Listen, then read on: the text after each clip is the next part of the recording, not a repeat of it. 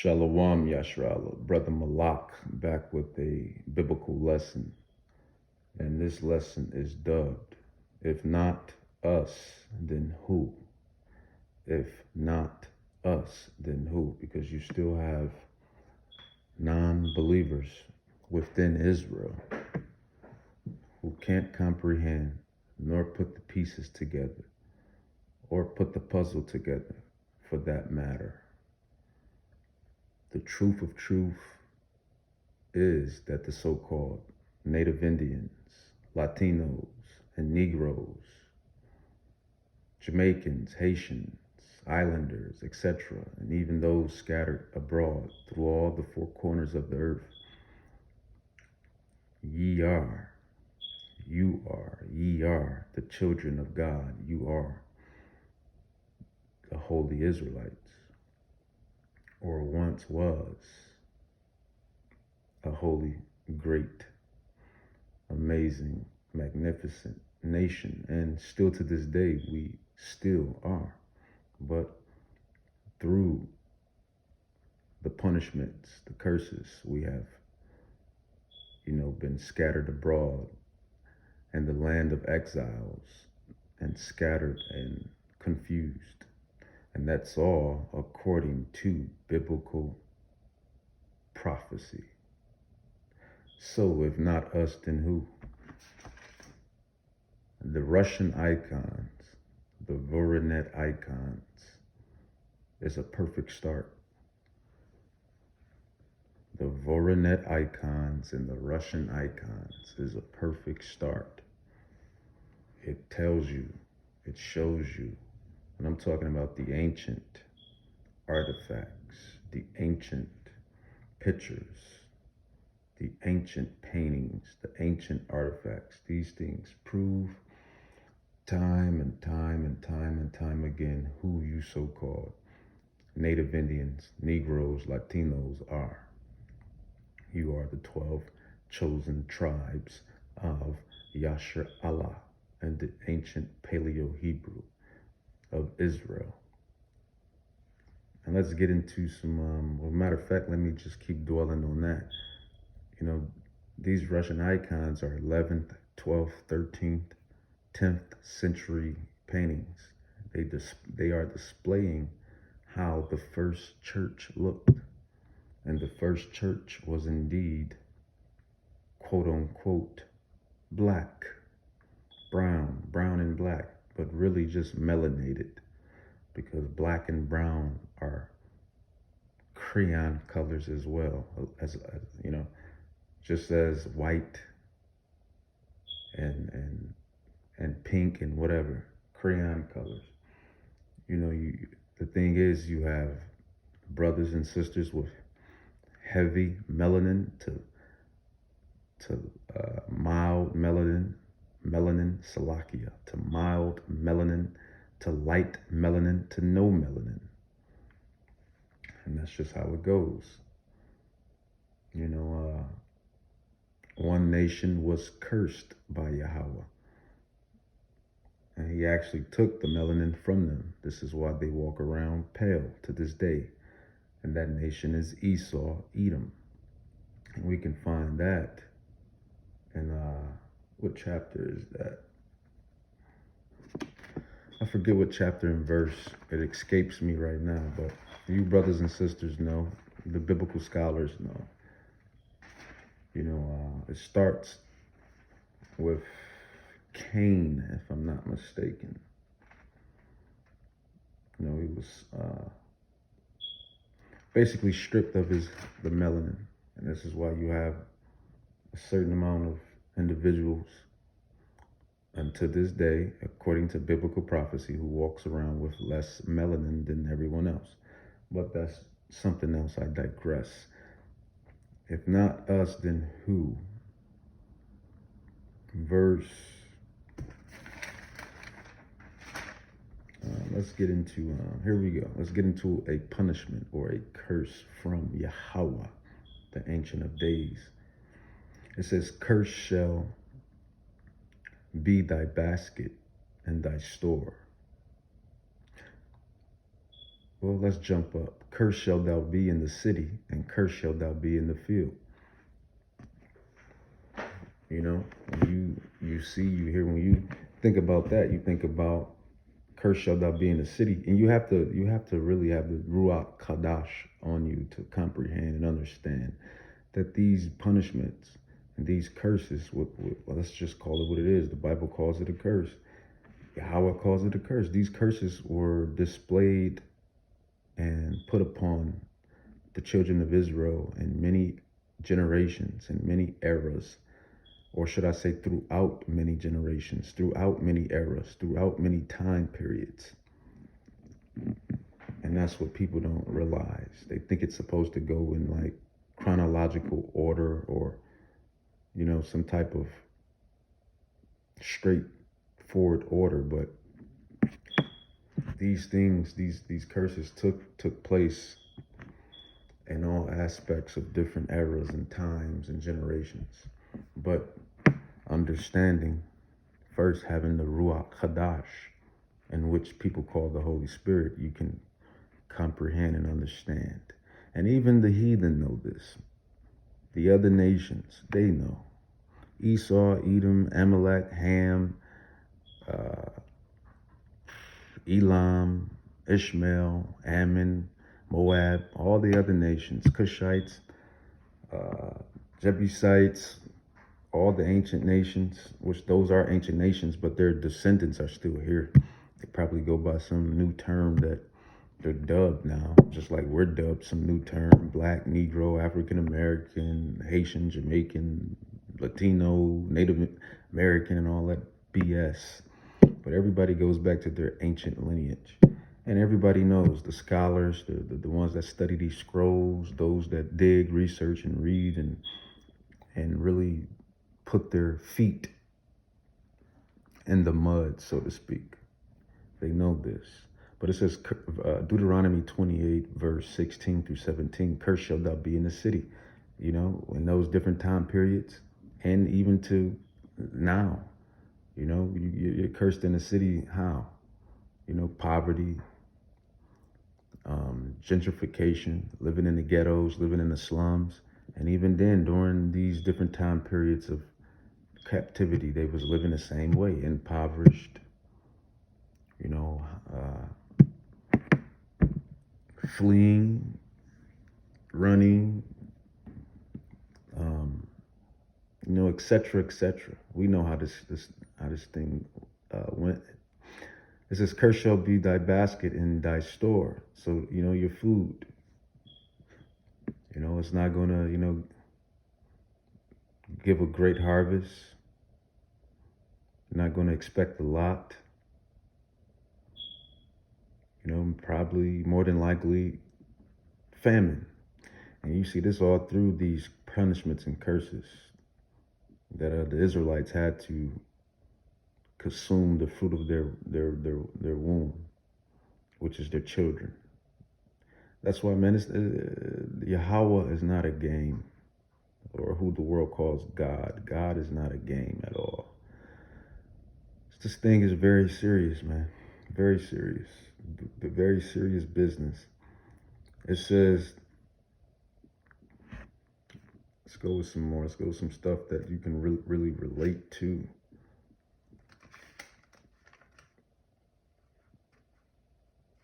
You have to realize, like I said earlier, all these punishments and curses took place through all various eras and generations and time periods that our ancestors, and now, that we go through.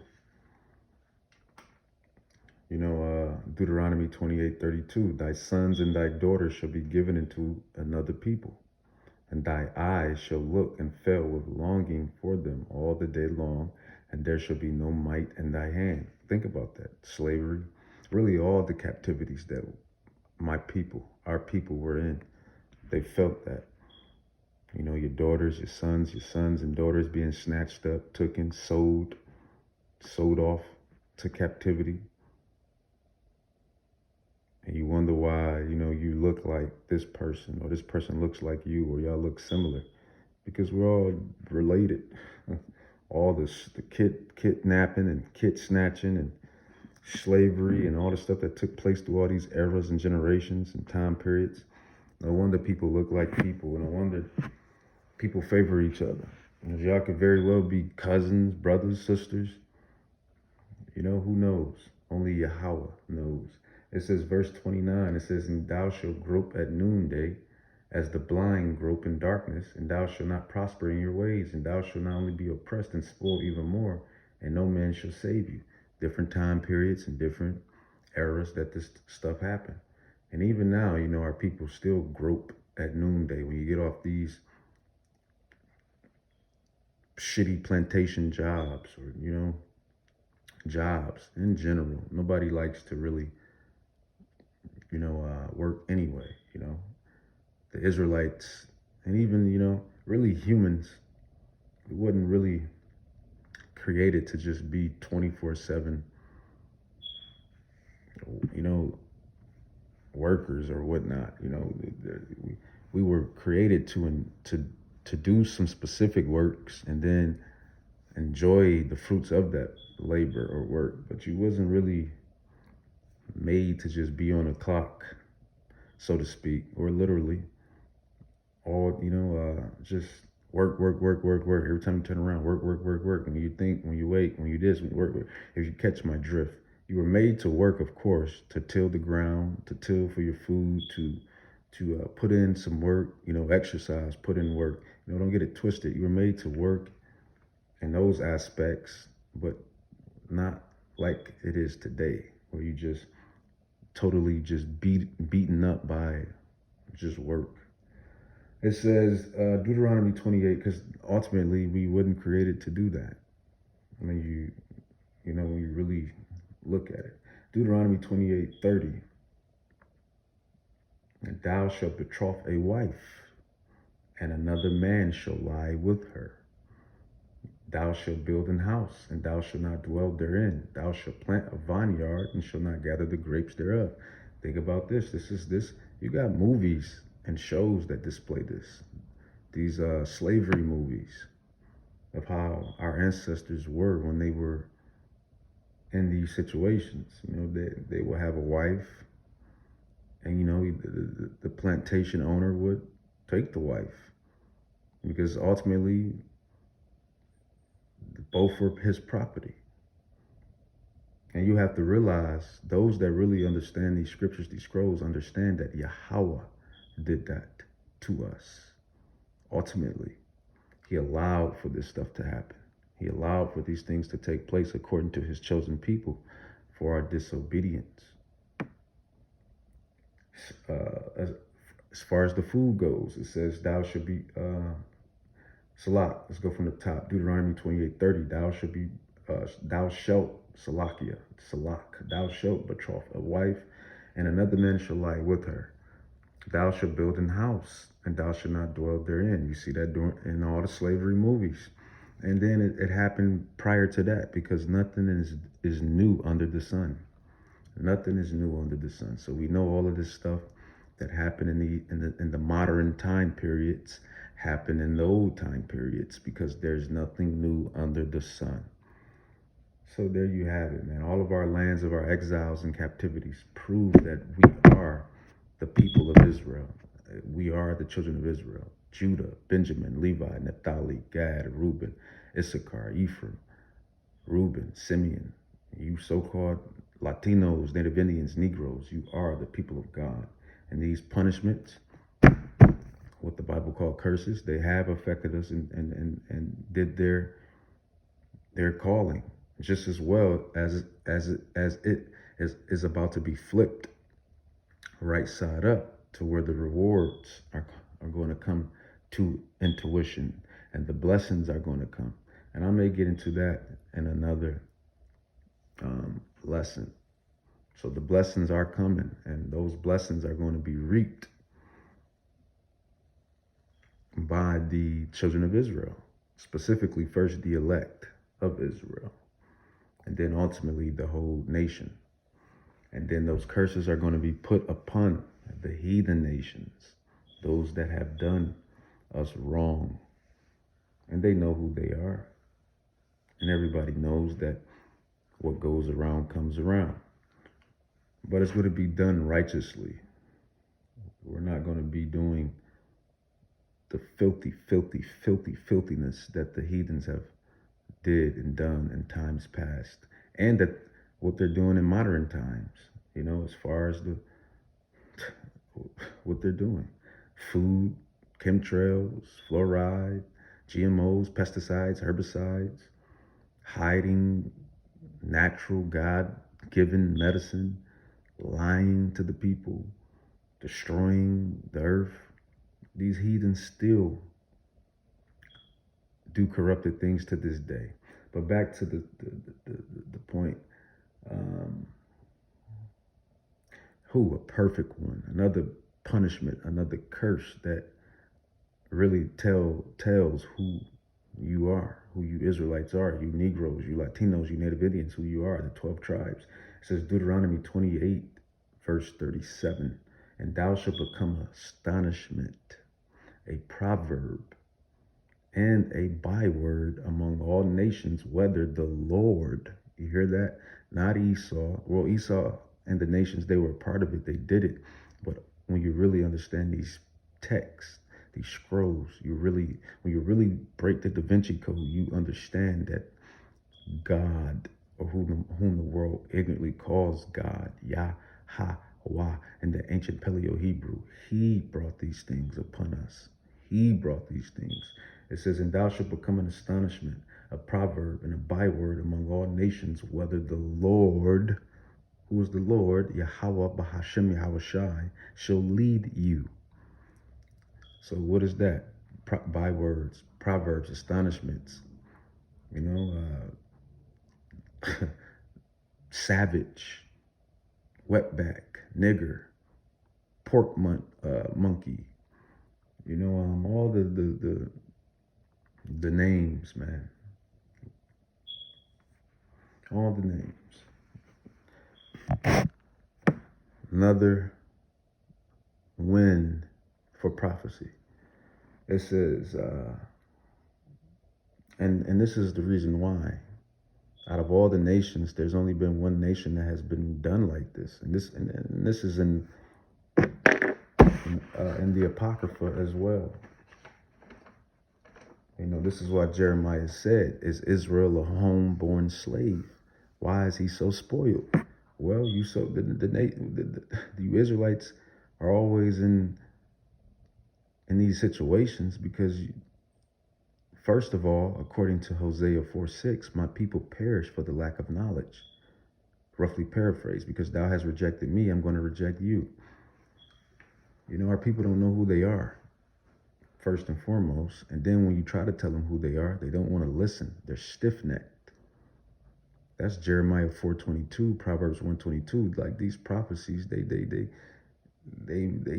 match perfectly. That's why the name of this biblical lesson, if not us, then who? If not us, then who? Can't be nobody else.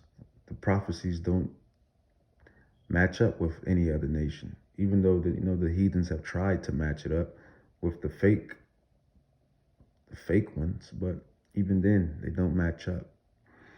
It says, but this is why all these things have happened. It says, Deuteronomy 28:46, and they shall be upon thee, upon you, for a sign, a telltale. Why are we always in these, we find ourselves in these conditions? Why don't we have our own, like literally our own land?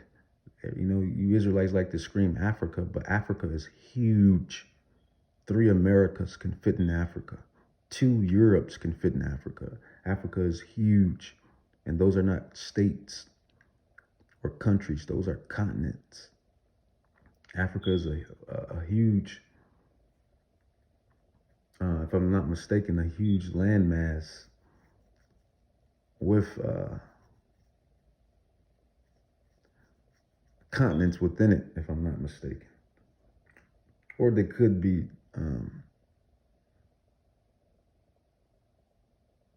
different countries. I don't know. I forget. But I know Africa is huge. And I know Africa, you just can't say I'm from Africa. It's too vast, it's too wide, it's too huge. Ultimately, you are from Israel, Jerusalem, the mother of us all, according to Galatians 4:16. But it says, let's get another punishment, cursing that Yahweh has brought on our nation within all these time periods, within all these generations, within all these captivities. Deuteronomy 28:49, it says, the Lord shall bring a nation against you from far, from the end of the earth, as swift as the eagle. And that eagle, that's a hint, a clue, because there's one nation whose spirit animal is the eagle. And we see this from Greece, from Rome, from Europe, Britain, all the way to America. So that's another telltale prophecy of who Esau, Edom is today. It says, a nation whose tongue thou shalt not understand, a nation of fierce countenance which shall not regard the person of old. When you look at these old films, these Hollywood filmmakers, and they like to broadcast these slave movies, you'll see the old in the fields. You'll see the old being overworked, underpaid, really no pay in those times. You'll see the young. There's a picture right now on the internet where you have a young Israelite babe picking cotton. So these prophecies are true. Can't get around them. Stop running from who you are, Israel. Stop running from who you are. Deuteronomy 28:54, so that the man that is tender among you and very delicate, his eye shall be evil toward his brother. Do we not see this play out time and time again? Definitely in the 90s, late 80s, 90s, this curse really played out. So that the man that is tender among you and very delicate, his eye should be evil toward his own brother. You know, this is why brothers are always hating on each other, always envying one another. Can't even wear your fresh gym shoes or your fresh outfit or your jewelry or whatever you got because of the hate and envy. And, you know, this is just hardcore hate and envy, you know, just a curse. Even to this day, this punishment still plays out. You can just be walking and your own brethren or sister, even to the daughters of Zion, you know, they just looking at each other like you want to, you know, harm each other, or, you know, don't trust each other. That's not normal, folks. None of that stuff is normal. That is what Yahweh has put upon the nation. It says, so that he will not, and when you continue reading, the famine came. It says, so that he will not give to any of them of the flesh of his children whom he shall eat. So he's going to keep his children so he can eat them, because in these time periods of within these certain captivities, they went without food, famine. So they had to eat the fruit of their womb. What is the fruit of your womb? It is your seed. It is your children. It says, going down to verse 56, the tender and delicate woman among you, which would not have ventured to set the sole of her feet upon the ground for delicateness and tenderness, her eye shall be evil toward the husband of her bosom. And we see that today. That's really playing out. You know, your sister, your grandmother, your mother, your woman friend or whatnot. You see, their evil eyes toward you. Catch them looking evilly at you, or, you know, looking with some type of despicableness or something. It's a curse. It's cursing. It's punishment. It says her eye should be evil toward the husband of her bosom. This is why you see divorcements at an all-time high within the Israelite communities. This is why you see a lot of madness with the women today. It's just what it is, man. The truth is the truth. It says, and toward her son and toward her daughter. So not only will she have an evil eye towards her husband, she's going to have an evil eye towards her children. And reading down, it says, and toward her young one that come out from between her feet. Verse 57 of Deuteronomy 28. And toward her children which she shall bear, for she shall eat them for one of all things. Because in these different time periods, famine came. And Yahweh is bringing another one. He's bringing another famine as well.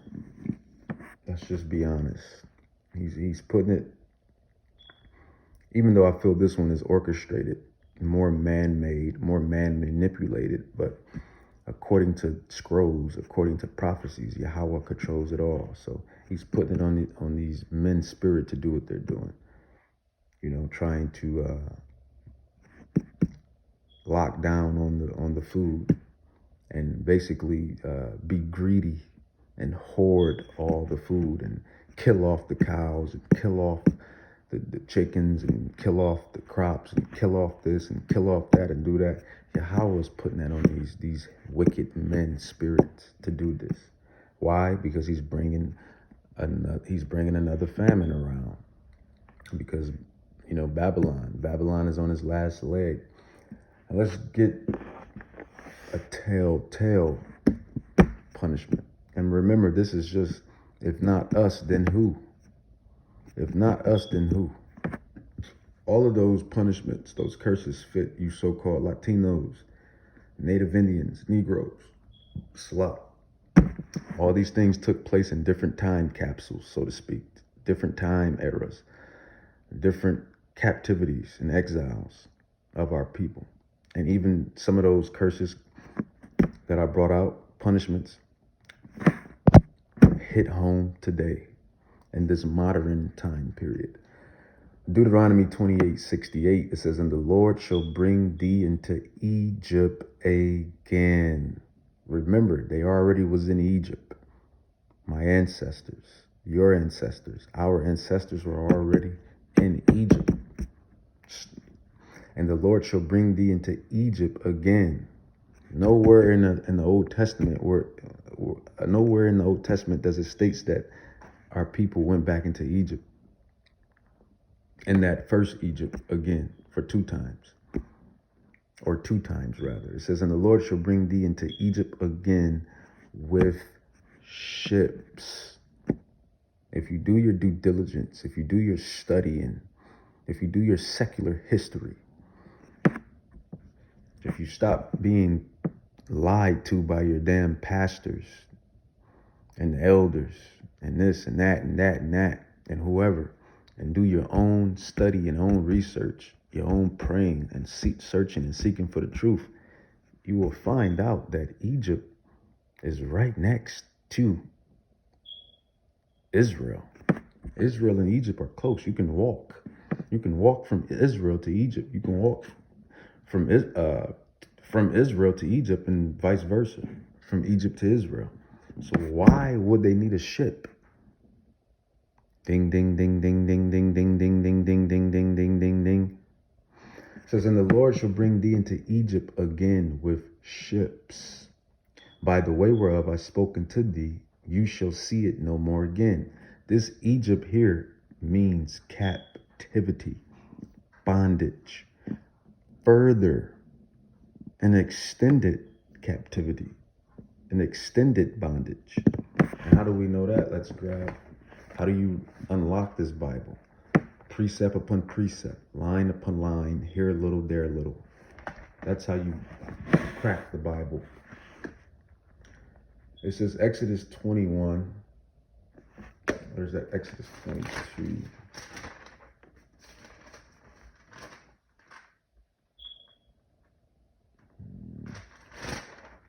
Okay, Exodus 20. Salak. It says in Exodus 20:1-2, it says, and God spoke, who is God? Yahweh in the ancient Paleo Hebrew.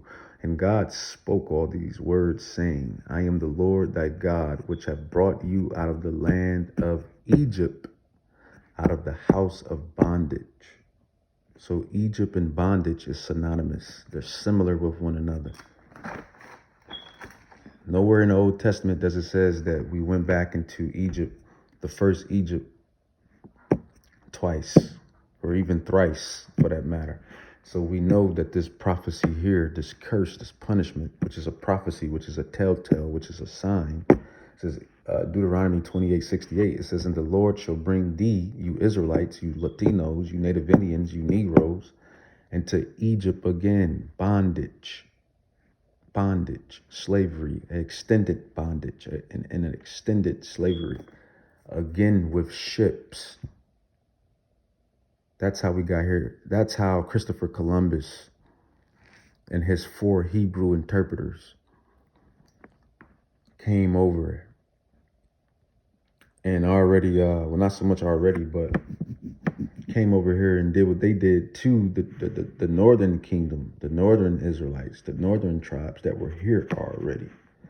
But more so, this prophecy speaks to the southern kingdom of Israel, who came over on slave ships, cargo slave ships. And the Lord shall bring thee into Egypt again with ships, the cargo slave ships, the transatlantic slave trade. You had many slave trades that was happening when we were being cast upon and cast off according to biblical prophecy. You know, the transatlantic slave trade, the sub-Saharan slave trade, the Silk Road slave trade. It says, and the Lord shall bring thee into Egypt again with ships, by the way whereof I spoke unto thee, that you shall see it no more again. And there ye shall be sold unto your enemies for bondman, slave man, and bondwoman, slave woman, and no man shall buy you. But you have to do your etymology on words. You have to go in and understand what the word buy means in this specific verse. Clearly, we were being bought and sold if you're slaves. But this word buy means redeemed. No man shall redeem you. Redeem. This is why they were cast off into, cast off into lots. 35, 45, 60, sold, auctioned off, sold, man. This stuff literally happened to the Israelites. This stuff literally happened. Let's go into another prophecy that proves this. This is why Yahweh said that even though he done this unto us, he's going to heal us, turn it all around, put it back where it need to be. But he's also going to put all this, you've seen the curses. He's going to put this on the heathen nations. He's going to put all this on the Gentile nations, on the heathen nations, the ethnic Gentile heathen nations. He's going to turn it around and put this on them. Because most of them went too far anyway. But then that's just what Yahweh is going to do. This is not, we just read the prophecies and break down the prophecies. That's all we do. But what is that? That chapter. But if not us, then who? If not us, then who, man? There's no getting around it. People hate the truth. People are scared of the truth. People hate the truth. That's what I come to realize and learn. Right here, more prophecy. It says, for behold, in those days, Joel chapter 3, verse 1 through 4. It says, for behold, in those days and in that time, when I shall bring again the captivity of Judah, the southern kingdom, and Jerusalem, the northern kingdom, I will also gather all nations. Those are the ethnic Gentile heathen nations, and will bring them down into the valley of Jehoshaphat and plead with them there for my people. for my heritage Israel, whom they have scattered among the nations. The point that I'm trying to get out, that's the point, whom they have scattered among the nations. How did they scatter us among all the nations? How did we go into all the lands of our exiles? How did we get into captivity?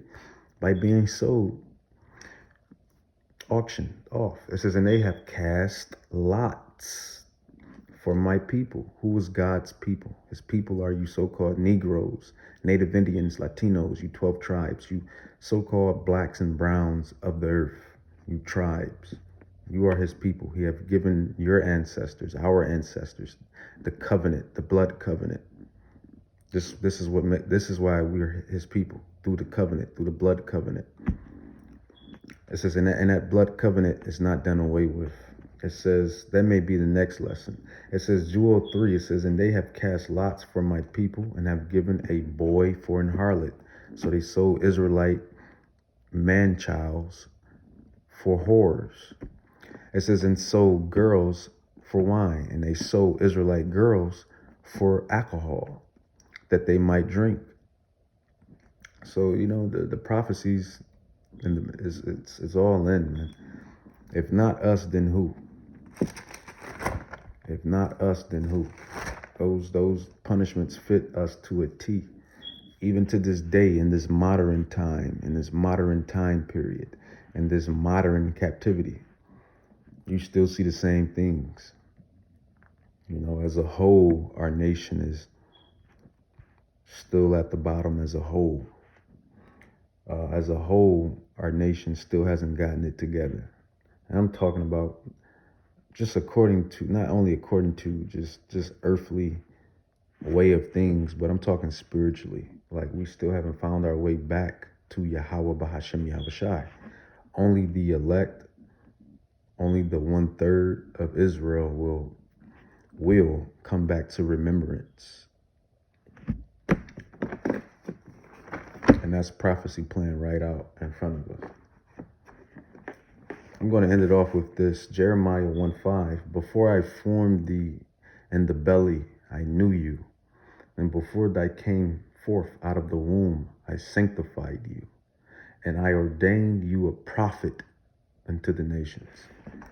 With that, I want to say, Call Halayim La Yahweh, Bahashem Yahushai, Bahashem Rakah Kadash, for truth's sake, for proof's sake.